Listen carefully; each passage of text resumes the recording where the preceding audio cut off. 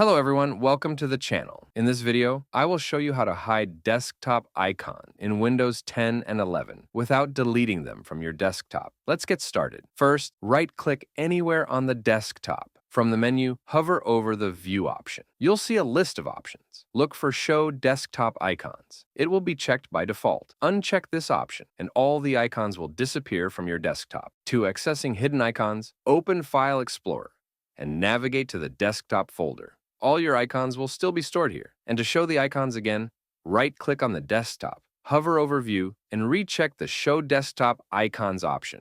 To hide specific icons, right-click on the icon you want to hide and select Properties from the drop-down menu.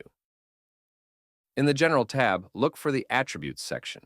Check the box for Hidden, then click Apply and OK. The icon will now be hidden from your desktop. To access hidden icons, open File Explorer and navigate to the Desktop folder.